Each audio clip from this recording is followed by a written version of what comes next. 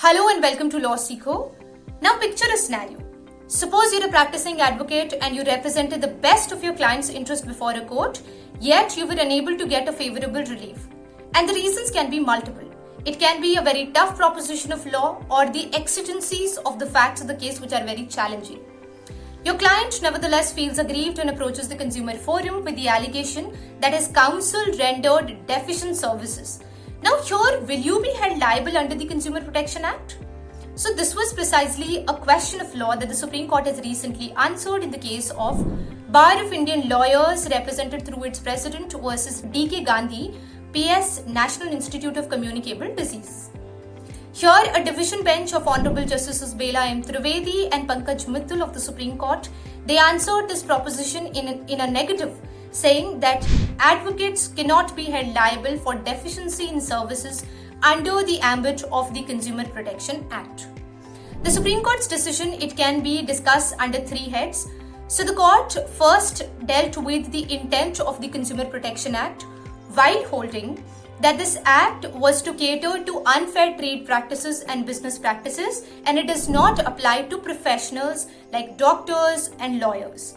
Here, the court also highlighted that its 1995 ruling, wherein doctors and medical professionals were brought under the ambit of the Consumer Protection Act, it needs to be revisited by a larger bench. Secondly, the court highlighted that law and lawyers and advocates, they're sui generis, that is to say, they have a very unique standing. The court differentiated between professionals on the one hand and businesses on the other, saying that the latter comes under the Consumer Protection Act and not the former. Further, it distinguishes from within professionals the profession of law, saying that it has a very unique standing because the outcome of a case, it is regardless of the competency of the services rendered by an advocate. An advocate may be very much competent, yet the outcome may not be in his or her favor. Thirdly, the court dealt with the relationship that an advocate shares with his client, saying that it is in the nature of a fiduciary relationship and the advocates act strictly according to the express instructions given by the client.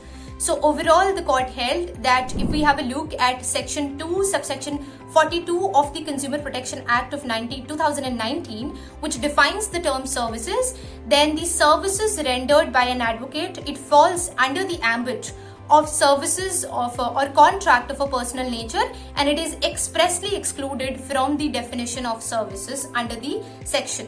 So therefore, the court concluded that advocates cannot be held liable for deficiency in services under the Consumer Protection Act. That's all we have for today. Thank you so much for watching.